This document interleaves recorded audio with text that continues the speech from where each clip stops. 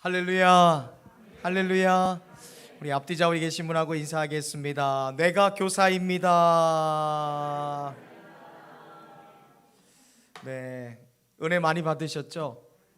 뒤에서 우리 교사 선생님들의 특송을 들으면서 큰 감동이 있었습니다. 하나님께서 우리가 부른 이 찬양, 우리가 고백한 찬양 속에 임재하셔서 금년 한 해 우리에게 맡겨주신 영혼들 푸른 초장으로 인도할 때마다 귀한 사명대로 주신 감동대로 아름다운 성장의 열매를 맺게 하실 줄로 믿습니다.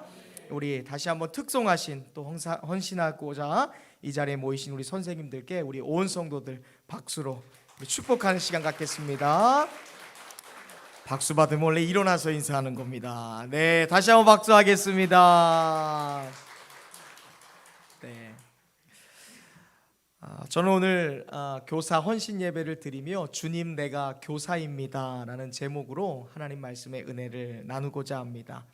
이 시간 말씀을 듣는 중에 우리의 눈과 귀가 열려서 교회 학교의 교사됨이 얼마나 귀중한 것인지, 또한 그것이 얼마나 소중한 것인지를 깨닫는 시간이 되기를 바라며, 이곳에 모여있는 우리 교사분들께서 나를 교사로 부르신 그 하나님의 사명 앞에 온전한 헌신을 다짐하는 그러한 계기가 되시기를 주님의 이름으로 축원드립니다. 예수님은 인류 역사상 가장 위대한 선생님이셨습니다. 그래서 예수님 당시의 사람들은 예수님을 가르쳐서 랍비라고 불렀습니다. 랍비라는 말은 위대한 사람, 또 위대한 분이라는 뜻입니다. 제자들도 예수님을 가르쳐서 종종 이 랍비 혹은 선생님이라고 얘기했거든요. 야고보 사도도 예수님을 향해서 선생님이라고 얘기하기도 했고, 또 요한이라는 제자도 선생님이라고 불렀어요. 또 베드로라는 제자도 계속해서 예수님을 선생님 이렇게 불렀던 것을 우리가 잘 알고 있습니다.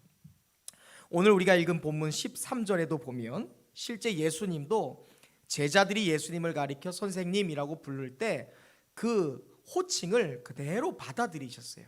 야, 너 나한테 뭐 보스라고 해, 뭐 대장님이라고 해 하는 것이 아니라 제자들이 예수님을 선생님이라고 부를 때 그 호칭을 굉장히 좋게 여겼다라는 거죠. 그런데 굉장히 아이러니한 것이 있다면 예수님이 지금 스스로를 가리켜 랍비라 칭함을 받으신 것이죠. 13절에 너희가 내게 선생이라고 하듯이 내가 선생이다라고 하면서 나의 선생 되심을 그대로 받아들이는 모습인데, 특별히 복음서에 보면 예수님은 스스로를 가리켜 랍비라고 얘기하셨지만 동시에 제자들을 향해 너희는 어디를 가든지 랍비 혹은 선생님이라고 칭함받기를 원하지 말라, 선생님이라고 불림받는 것을 좋아하지 말라라는 말씀을 하셨어요.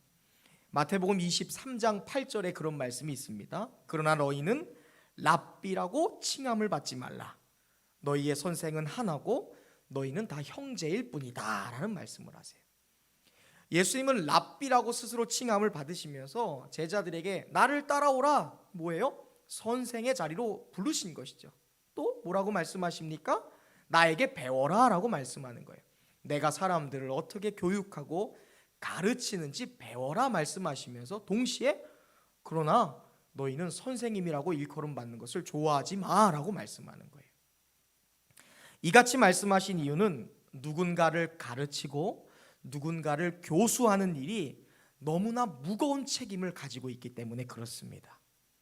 그래서 예수님께 3년 반 동안 직접 교수를 받았던 야고보 사도는 후에 선생된 자가 갖는 더 큰 책임에 대해서 이렇게 말씀을 했어요. 야고보서 3장 1절인데요. 나의 형제들아, 너희는 선생된 우리가 더 큰 심판을 받을 줄을 알고 많은 선생이 되지 말라라고 말을 해요. 누군가를 가르치는 책임이 얼마나 크고 얼마나 무거운 것이기에 성경은 교사의 직임을 감당하는 사람들에게 이런 큰 부담을 주는 거예요. 너희가 선생이 될진데 너희가 나를 배우고 따라서 누군가를 가르치는 스승이 돼야 될 텐데, 그런데 선생님이라고 불리는 것, 스승님이라고 불리는 것 그렇게 좋아할 것 아니야. 부담스러운 거거든 하고 말씀하고 있습니다.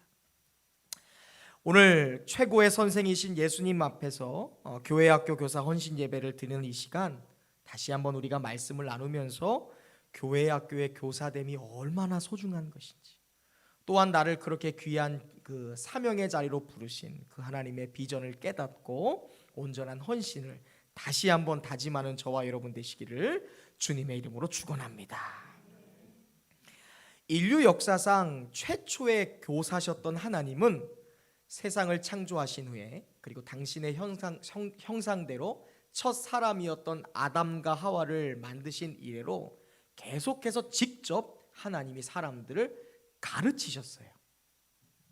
그리고 하나님은 하나님의 가르치는 역사를 민족의 족장이나 예언자들, 특별히 제사장들을 통해 사람들을 가르치기 시작하셨습니다.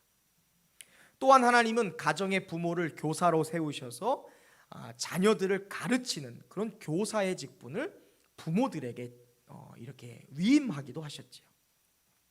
그리고 시간이 지나서 때가 찾아 하나님은 인류 역사상 가장 위대한 교사이신 예수님을 이 땅에 보내주셨습니다. 자, 그렇다면 선생 되신 예수님께서 이 땅에 계실 때 하신 것은 과연 무엇일까? 이 땅에 계실 때 예수님이 하신 세 가지의 사역, 예수님의 3대 사역이라고 하는데, 그 3대 사역은 가르치고 고치고 선포하는 사역이었어요. 한번 따라해 보시겠어요? 가르치고 고치고 선포하신다. 이게 이 땅에 오신 예수님이 하신 일이에요. 예수님은 가르치신 분이고, 또 병든 것을 고치기도 하시고, 또 예수님은 선포하시고 하늘나라를 선포하시는 그런 사역을 행하셨어요.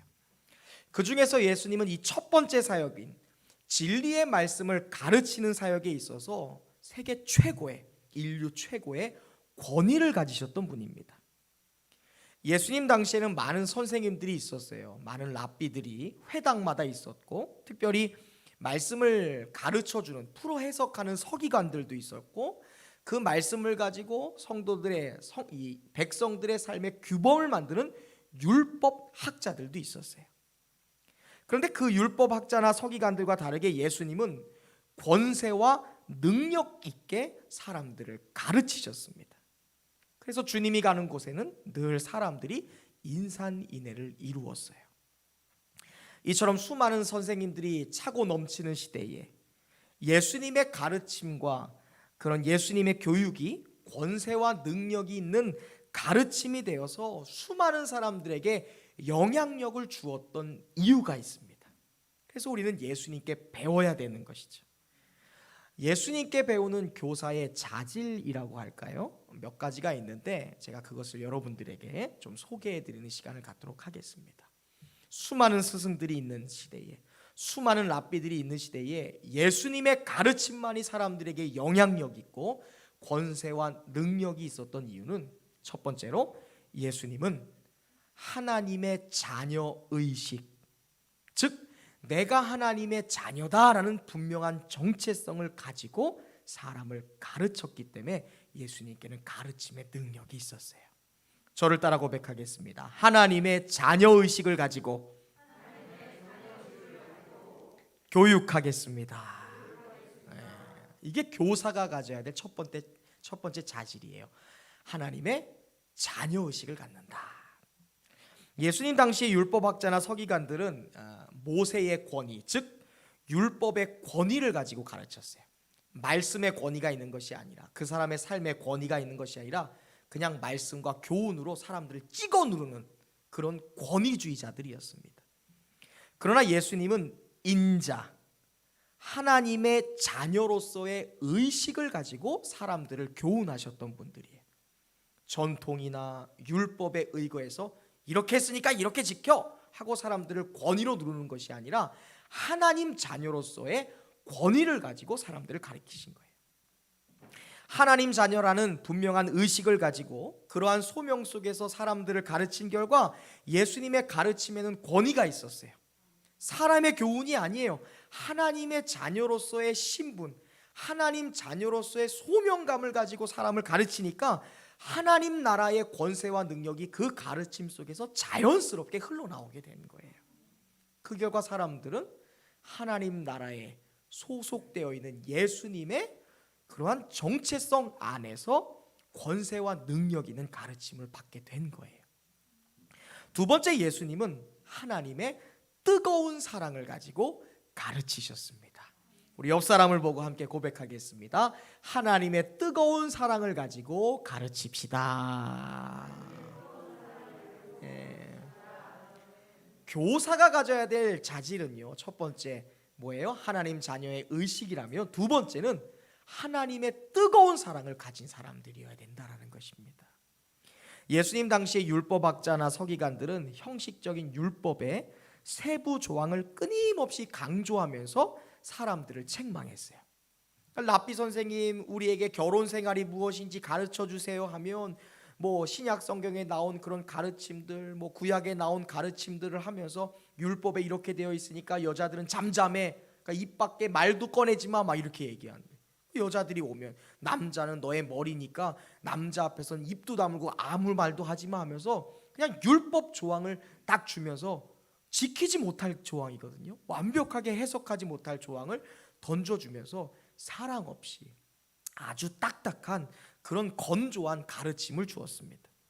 그 결과 랍비들의 주위에는 사람들이 없었어요. 하지만 예수님은 하나님의 뜨거운 사랑을 기초로 가르쳐 주셨어요. 하나님의 사랑, 모든 사람을 불쌍히 여기고 모든 사람을 긍휼히 여기면서 예수님은 가르치셨어요. 그 결과 주님이 가는 곳에는 역사가 일어난 줄로 믿습니다. 세 번째, 예수님은요, 하나님의 말씀에 사로잡혀서 가르치시는 분이셨습니다. 따라서 고백하겠습니다. 하나님의 말씀에 붙잡혀서 가르치는 교사가 되겠습니다. 네. 이 땅에 오신 예수님은 먼저 자기가 성경 말씀을 읽을 때 그것을 하나님의 말씀으로, 하나님이 주신 절대적인 교훈으로서 믿고 배우셨어요. 예수님이 먼저 성경을 읽을 때 하나님의 말씀으로 믿으셨다는 거예요. 그리고 그것을 가르치셨습니다. 우리가 잘 알듯 예수님은 어린 시절부터 가정에서 하나님의 말씀을 배우셨습니다. 그리고 부모가 아들을 잃어버릴 정도로 회당에 가서, 성전에 가서 하나님의 말씀을 암송하거나 묵상하고 그 말씀을 계속해서 사람들과 큐티하고 나누는, 그래서 그 말씀이 나의 인생의 정보가 아니라 하나님의 살아있는 교훈이자 생명의 말씀으로 예수님이 배우셨다는 거예요. 그리고 이 땅에 계시는 동안 평생 그 말씀 속에서 사셨어요. 예수님은 그 어떤 율법 학사나 서기관들보다 성경 말씀에 대해서 박사셨어요. 우리가 잘 아는 것처럼 예수님이 광야 40일의 금식 기도를 마치시자 마귀가 찾아와서 예수님에게 시험을 걸지 않습니까? 그때 예수님이 시험을 물리친 무기가 무엇이었어요? 네, 말씀이었어요. 하나님의 말씀, 내가 암송하고 내가 믿고 내가 배우고 거하고 있는 말씀을 증거로 마귀의 시험을 물리치셨다는 거예요. 예수님도 자신이 갖고 있는 능력이나 자신이 갖고 있던 어떠한 힘이 아니라 하나님의 말씀으로 마귀를 물리친 거예요. 또한 예수님은 자기를 죽이려고 들던 대적자들이 있었습니다. 대적자들이 와서 자기에게 도전하고 자기에게 저항할 때 그 저항을 맞서기 위해 사용했던 무기 또한 하나님의 말씀이셨어요. 어떤 사람이 와서 예수님께 대적하고 어떠한 사람들이 예수님께 와서 이 도전을 걸어도 예수님이 하나님의 말씀으로 딱 말씀하시면 그 어때요? 그 어떤 도전도 물거품처럼 사라지게 되었다. 네 번째, 예수님은 기도와 성령 충만함 속에서 사람들을 가르치셨어요. 예수님은 낮이고 밤이고 뭐 들이고 집이고 상관없이 늘 기도하셨던 분입니다. 여러분, 예수님은 기도하지 않고는 아무것도 하지 않으셨던 분이에요. 기도해야 무엇인가를 시작했고, 기도하실 때 무엇인가를 진행했고, 기도하신 후에 무엇인가를 늘 마치신 분이었어요. 왜냐? 기도해야 자신에게 능력이 임하고, 기도해야 하나님의 능력이 나에게 거하고, 기도해야 하늘의 지혜가 임하며, 기도해야 성령 충만할 수 있다는 것을 예수님도 아셨기 때문에 그래요. 기도와 성령 충만함이라는 것은 그래서 함께 간다는 거예요. 예수님은 기도하신 후에 제자들을 선별하셨어요. 그리고 기도하시면서 가르치셨고, 기도하시다가 성령의 능력을 받고 예언도 하시고 병자도 치유하셨습니다. 그리고 기도를 통해 얻은 성령의 권능으로 수많은 귀신 또한 내어 쫓으셨던 분이에요. 기도와 성령 충만함 속에서 무엇보다 진리의 말씀을 가르칠 수 있었다는 거예요. 그래서 교사인 우리에게 있어야 될 자질은요, 기도하여 성령 충만한 사람들이 되는 거예요. 다섯 번째, 예수님은요, 사람들에 대한 아주 깊은 공감 의식을 가지고 공감 능력 속에 사람들을 가르치셨어요. 우리 옆 사람과 이렇게 한번 이야기 나눠볼까요? 눈을 쳐다보고 내가 당신의 진심 어린 친구가 되어주겠습니다.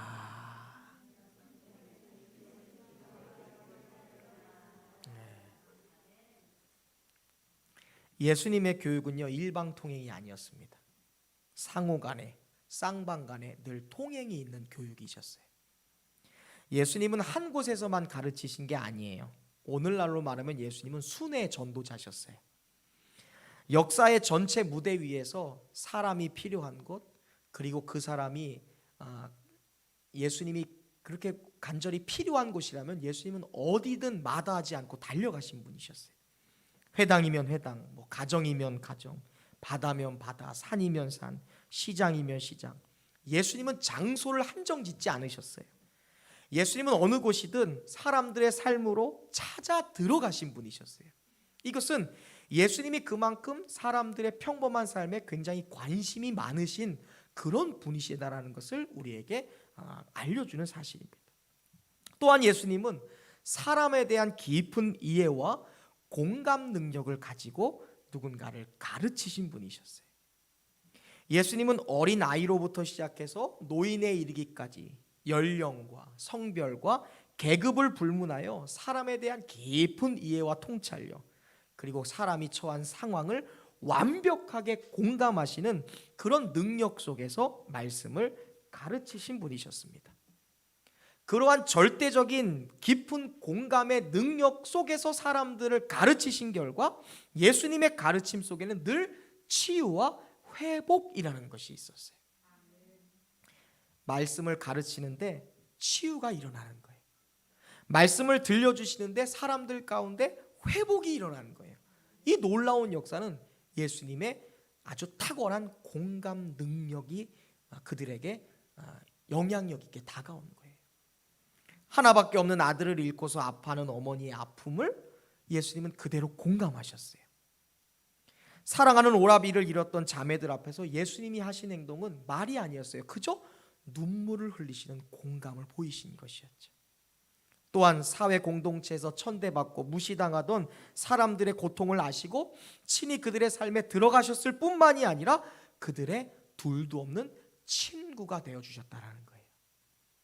이러한 깊은 공감의 가르침은 선생이 아닌 아버지의 마음, 즉 사랑의 마음에서 비롯된 거예요. 그래서 교사가 가져야 될 자질은, 이 공감 능력의 자질이라는 것은 스승이 되려 하는 것이 아니라 아버지가 되길 원하는 그 마음에서 생겨나는 열매라는 것입니다. 마지막 여섯 번째, 예수님은요, 말과 행동의 일치를 가지고 사람들을 가르치셨습니다. 우리 옆 사람과 한 번 더 인사합시다. 당신이 말과 행동이 일치하는 사람이기를 축복합니다. 시작. 당신이 말과 행동이 일치하는. 제가 이 신앙적인 용어 중에 가장 좋아하는 용어가 순전하다라는 용어예요. 순전하다. 순전하다라는 말은요, 한결같다라는 거예요. 앞과 뒤가 똑같은 거예요. 시작과 끝이 똑같아요. 처음과 나중이 변하지 않는 것. 그것이 바로 성경이 말하는 순전함이에요. 예수님의 가르침이 세상의 선생님들과 세상의 많은 교사들과 다르게 권위가 있고 능력이 있고 사람들의 삶에 분명한 영향력을 줄 수 있었던 것은 예수님의 가르침이 말과 행동이 일치하는 삶이 본이 되어 사람들에게 나타났기 때문에 그런 거예요. 예수님 당시의 사람들은 대부분 외식주의적인 사람들이었어요. 율법학자나 서기관들, 특별히 랍비들은 겉과 속이 완전히 다른 위선자들이었어요. 앞에서와 뒤가 다른 거예요.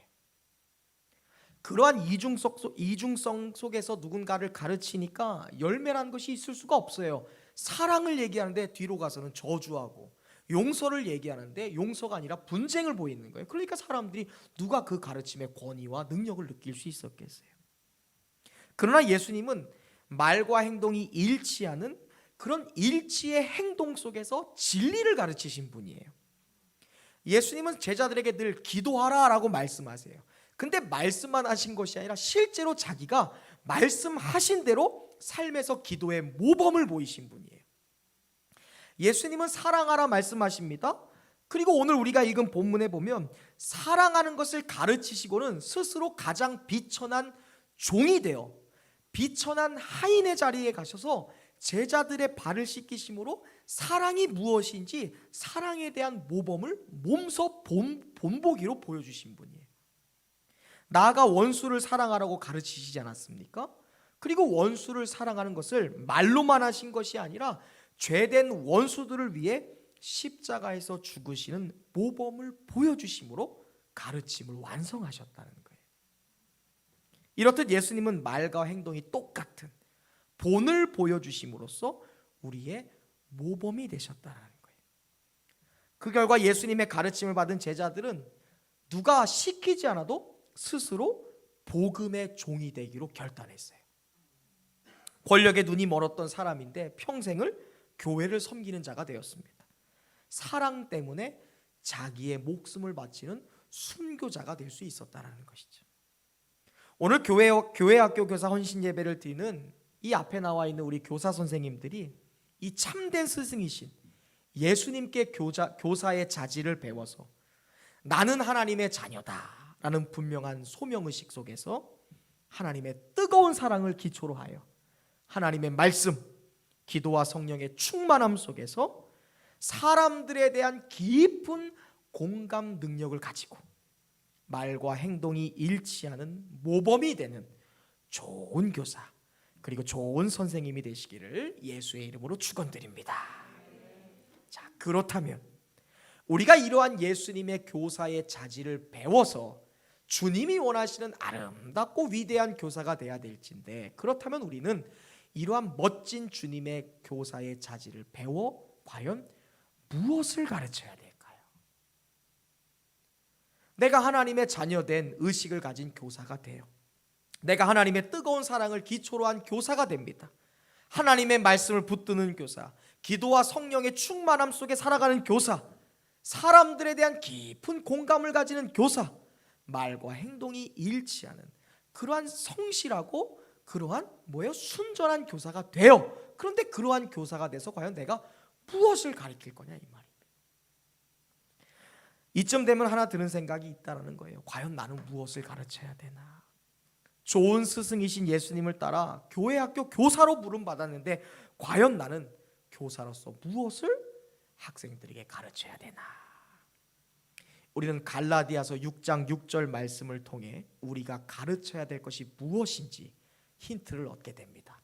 제가 말씀 준비했으니까 교사가 가르쳐야 되는 것, 그것이 무엇인지 한번 말씀을 나눠보겠습니다. 읽어보시죠. 시작.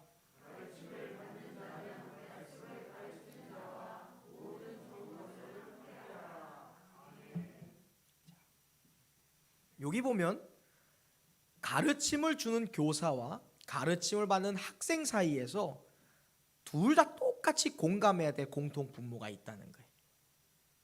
서로 같이 교수하고 서로 같이 학습하고 가르치고 배우는 데에 가장 필요한 것이 있다라고 말씀해요. 그게 뭐라고 되어 있어요? 좋은 것이라는 단어가 나와요. 교사는 학생들에게 뭘 줘야 되는 사람이에요? 좋은 것. 그래서 교사예요, 여러분. 학생은 교사에게 무엇을 배워야 돼요? 좋은 것을 배워야 돼요. 그래서 우리가 좋은 것을 배우면 좋은 교사라고 얘기하잖아요. 그렇죠? 나쁜 것 가리키면 뭐라 그래요? 나쁜 교사라고 얘기하는 거예요. 우리가 어디 가서 좋은 것 배우면 야 오늘 잘 배웠다 하지 않습니까? 쓸모없는 것 배우면 뭐예요? 아 오늘 공쳤네. 오늘 쓸데없는 거 배웠네, 오늘 괜히 수업 들었네, 이런 이야기 하잖아요. 성경은 말씀합니다. 교사가 학생들에게 가르쳐야 될 것, 예수 그리스도라는 교사에게 배우는 그 자질을 가지고 누군가를 가르칠 때 우리가 가르쳐야 되는 그 내용이 있다면 좋은 것이라고 말씀해요. 여기서 나온 좋은 것이라는 단어 안에는 귀하고 아름다운 것이라는 의미도 있지만 더불어 영원한 것이라는 의미도 내포되어 있어요. 즉 가르치는 교회학교 교사와 가르침을 받는 교회학교 학생 사이에서 둘도 없이 가장 귀하고 좋은 것이 있다면 그것은 물어볼 것도 없어요. 영원한 것이에요. 그것이 가장 좋은 거예요. 시대를 지나 환경을 지나 어떠한 상황 속에서도 절대로 변하지 않은 영원한 것, 그것이 가장 좋은 거예요. 자, 그렇다면 절대 변하지 않는 건 무엇이 있을까? 어떠한 시대와 환경을 초월하여 인류 역사를 초월하고 이 세상이 둘로 쪼개져도 변하지 않는 영원한 좋은 것은 무엇일까요? 물어볼 것도 없어요. 찾을 것도 없어요. 이 세상에서 가장 좋은 것, 영원한 것은 영생입니다. 영생. 저를 따라 고백하겠습니다. 이 세상에서 가장 귀하고 아름다운 것은 영생입니다. 아멘. 영생이 무엇이에요? 영원한 생명입니다. 다른 말로 천국이에요. 예수 복음입니다.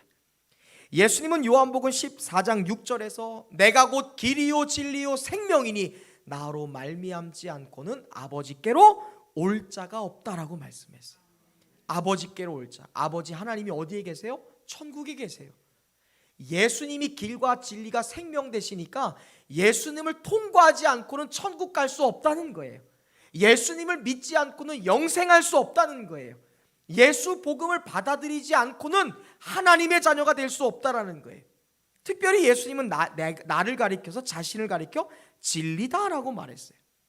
진리가 무엇일까요, 여러분? 우리 하늘이가 지난주에 학사모를 딱 쓰고 사진을 찍었는데, 내가 우리나라 최고의 예술학교인 한국 종합예술학교 딱 나와서 학사모 딱 쓰면 내가 진리 얻은 겁니까? 내가 이 한국 전통예술 음악에서 진리 얻은 거예요? 아니요. 학사 위엔 석사 있어요. 석사 위에 뭐 있어요? 박사 있어요. 박사 위에 뭐 있어요? 박사가 얼마나 많은지 모르죠, 여러분. 여기서 말하는 진리는요, 영원한 생명을 얻는 일이에요.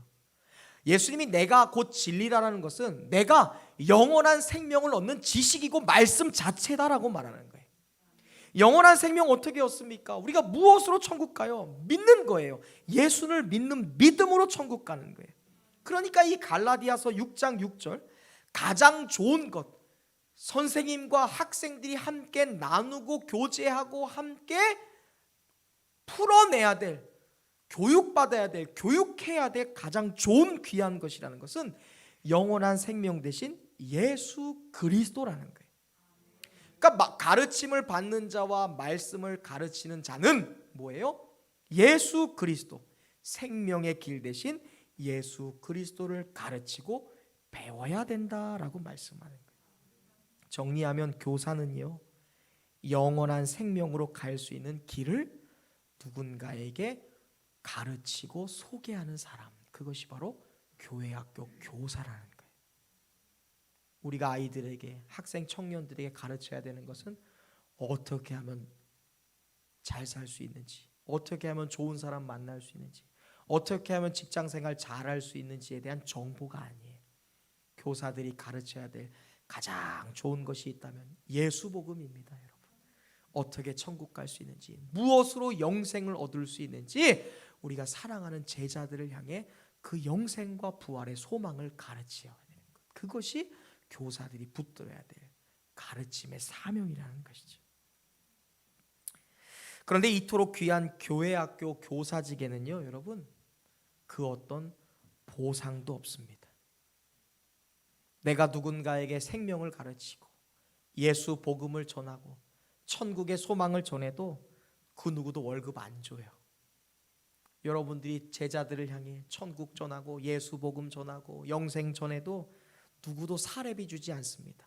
그래서 교회학교 교사는요, 그냥 봉사직이에요. 봉사직. 영어로 말하면 서비스라는 거예요. 서비스. 그래서 교사학교 교사에게 필요한 어떠한 덕목이라는 것이 있다면요, 첫 번째, 서비스 정신이 있어야 돼요. 섬기는 정신이 있어야 된다는 거예요.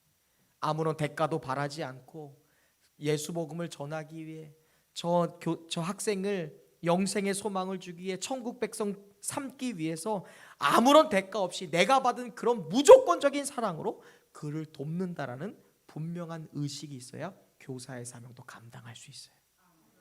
두 번째, 거짓으로 억지로 꾸며내서는 안 됩니다. 복음은요, 꾸며낼 수 없어요. 거짓으로 내가 믿지 않고 경험하지 않고는 절대로 이 좋은 소식, 좋은 것을 전할 수 없습니다. 내가 믿지 않는데, 내가 영원한 생명에 대한 확신이 없는데 그것을 어떻게 전할 수 있어요? 세 번째, 끝까지 인내해야 돼요. 참으며 묵묵히 해야 돼요. 하다 보면 말도 안 듣는 애들이 있을 거예요. 얼마나 애들이 짓궂은지, 선생님들 괴롭히는 친구들이 있고, 신방에도 신방전화 잘 안 받는 친구도 있어요. 말하면 저 맨날 거꾸로 얘기하는 그런 미운 그런 개구리 같은 친구들도 있어요. 그래도 묵묵히 인내해야 돼요. 네 번째, 희생해야 됩니다. 때로는 손해볼 각오도 하는 것이 바로 교사의 자리라는 거예요. 다섯 번째, 교사는요, 서비스이기 때문에 은밀해야 돼요. 내 오른손이 하는 일을 무슨 손이 몰라야 돼요? 왼손이 몰라야 돼요. 왼손이 하는 일을 또 뭐가 몰라야 돼요? 오른손이 몰라야 돼요. 교회 학교 교사직에는 현실적으로 눈에 보이는 보상이 없어요. 그래서 감춰지고 숨겨지는 일이에요. 그러나 아쉬워할 것 없습니다. 이 세상에서 받는 보상이 없기 때문에 하늘의 상급이 천국의 각종 면류관으로 교사의 직임을 감당하는 사람들에게 예비되고 있다는 사실을 믿으시기를 주님의 이름으로 축원합니다. 제가 가장 좋아하는 말씀 중에 다니엘서 12장 3절 말씀이 있어요. 이런 말씀입니다. 지혜 있는 사람은 궁창의 빛처럼 빛날 것이요, 많은 사람을 옳은 길로 돌아오게 한 자는 하늘의 별처럼 영원토록 빛나게 될 것이다. 사람들을 옳은 길로 돌아오게 한다는 게 뭐예요? 예수 복음의 소식을 들려줘서 누군가를 복음 안에 가르치고 그들에게 영생의 소망을 티칭한 그 사람은 하늘의 별처럼 영원토록 빛나는 면류관 얻게 될 것이다 약속하신 거예요. 교사에게 주신 사명이에요. 이 땅에서는 드러나지 않더라도, 이 땅에서는 월급 하나 보상 하나 받지 못하더라도, 이름도 빛도 없이 희생하고 묵묵히 인내한다 할지라도, 내가 누군가에게 예수 복음, 천국과 영생의 소망을 가르칠 때 나는 하늘의 영원한 별처럼 빛나게 될 것이다. 할렐루야. 우리 교사 선생님도 고백하겠습니다. 나는 오른손 높이 들고 나는 하늘의 별처럼 빛나게 될 것입니다. 할렐루야. 이게 교사가 받는 축복이라는 것이죠. 이제 말씀을 맺겠습니다. 오늘 우리가 사는 시대는요, 아마 여러분이 살아왔던 시대보다 더욱더 절망과 멸망으로 치닫고 있는 시대입니다. 공교육이 무너져가고 있다라는 이야기 여러분 많이 들으셨을 거예요. 코로나 때문에요, 3학년인데 아직 한글을 못 읽는 아이들도 있대요. 학교를 못 가서, 선생님이 누군지 몰라요. 마스크를 하도 써서 애들이 졸업할 때 마스크를 벗으니까 너 우리 반이었어? 이런대요. 여러분, 알코올 중독증 환자 수가 우리나라에 300만 명에 이른다는 것 여러분 알고 계세요? 국민 10명 중 1명이 알코올 중독자라는 소리예요. 10대 청소년의 최대 사망 원인이 뭔 줄 아세요? 10대 청소년의 최대 사망률 원인, 자살입니다. 10대 청소년의 마약 중독이 지난 1년간 43%가 증가했대요. 청소년들의 게임 중독이 날로 더 심각해져 가고 있어요. 여러분들 자녀 데리고 계신 분들은 아시잖아요. 우리 애들이 얼마나 게임하는지. 청소년의 성중독, 성도착, 동성애율이 기하급수적으로 늘어나고 있다는 것 알고 계세요? 제가 지난주에 그 가족들하고 애들 데리고서 저기 신림동의 순대타운에 백순대 먹으러 갔다 왔어요. 근데 아이들하고 처음으로 스티커 사진을 찍으려고 딱 내가 들어갔는데, 거기서 우리는 이제 이렇게 예쁜 모자하고 이렇게 귀걸이 하고서 처음으로 아이들이랑 스티커 사진 찍는 거예요. 근데 처음 들어가기 전에 어떤 여자애가 짧은 치마를 입고서 이렇게 자기 혼자 이렇게 꾸미고 있더라고요. 남자친구를 기다리나 보다. 근데 우리 사모님은 못 봤을 거야. 그 기다리고 있던 애가 남자가 아니라 여자야. 내가 봤을 때 한 중학교 정도 돼. 근데 우리 어린 친구들이 있는데, 내가 나중에 딱 보니까 우린 요 앞방이었는데 뒷방에 그 둘 여자애가 들어간 거예요. 뭐 하고 있었는 줄 아세요? 걔네가 그 방에서 입을 맞추고 있더라고. 그냥 뽀뽀가 아니었어. 중학생이, 내가 봤을 때 여자애 둘인데.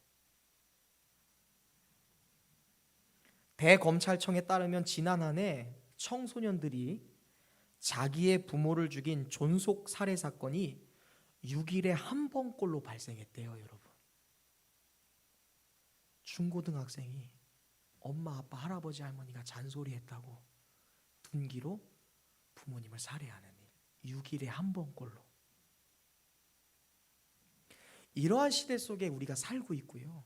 우리의 자녀들이, 우리의 미래인 청소년들이, 학생들이 살아가야 돼요. 과연 이러한 시대 속에서 누가 구원을 말할 수 있나요? 과연 이러한 시대 속에서 우리의 자녀들에게 소망을 줄 존재는 과연 누가 있습니까? 학교인가요? 학원인가요? 우리 김영심 성도님, 내 사랑하는 손주에게 누가 소망을 말할까? 앞으로 태어날 나의 자녀들에게 누가 구원을 말할 수 있을까요? 복음과 영생의 진리라는 것은요, 오직 영적인 사람들의 모임인 교회에서만이 선포되는 것입니다, 여러분. 구원과 소망과 희망의 소식은 오직 하나님께 부름받은 교회 학교 교사만이 가르칠 수 있는 거예요. 결혼이 무엇인지, 태어남이 무엇인지, 죽어간다는 것이 무엇인지를 말할 수 있는 것은 교회밖에 없어요. 구원받은 선생님들밖에 없다는 거예요. 그래서 교회 학교 교사는 영적인 사람을 길러내는 사람입니다. 그래서 늘 성령 충만할 수 있어야 돼. 영적인 사람만이 영적인 사람을 길러낼 수 있기 때문에 그래요. 세상적인 지식으로는 절대 영적인 말씀인 하나님의 말씀을 가르칠 수 없습니다. 왜? 성경 자체가 성령의 감동으로 쓰여진 것이기 때문에. 성령의 감동 없이는 하나님의 말씀을 1.1획도 해석할 수 없고 이해할 수 없어요. 그래서 교사들은요, 늘 성령 충만해야 돼요. 그리고 성령 충만하기 위해 늘 뭐 해야 돼요? 기도하는 사람들 돼야 됩니다. 그래서요, 여러분, 오는 이번 주부터 화요일부터 현장 새벽 예배를 다시 재개할 거예요. 온라인으로, 인터넷으로, 서면으로만 들었던 새벽 예배를 이제 현장에서 기도하면서 드릴 거예요.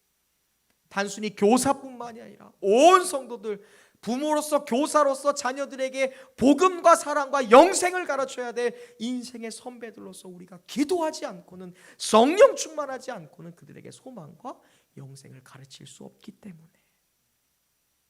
그러기에 우리는 성경 읽고요, 묵상하고 기도하고 성령의 감동하심을 받아, 그러한 성령의 능력을 받아 하나님의 진실하신 복음과 좋은 소식을 가르치는 교사가 되는 줄로 믿습니다. 오늘 저와 여러분은 주님이 세우신 우리 거룩한 새로남 교회의 교회학교 교사로서 헌신하는 자리 앞에 서 계십니다. 위대하신 스승 되신 주님을 본받아 나는 하나님의 자녀다라는 귀한 소명의식을 갖고, 나는 뜨거운 하나님의 사랑을 가진 교사이다라는 사명의식을 갖고 하나님의 말씀에 붙들려, 또한 기도와 성령의 충만함 능력 속에서 사람에 대한 깊은 공감의식을 가지고 말과 행동이 일치하는 주님의 모습을 본받아 좋은 교사, 좋은 선생님으로서 하나님 마음을 시원하게 해드리고 이 세상 가운데 살아가는 우리의 자녀들과 우리의 후배들에게, 후손들에게 아름다운 길라잡이가 되어주시고 그들에게 영생과 복음의 소식을 들려주는 믿음의 성도들, 그러한 교사들 되시기를 주님의 이름으로 축원합니다. 그리하여 죽음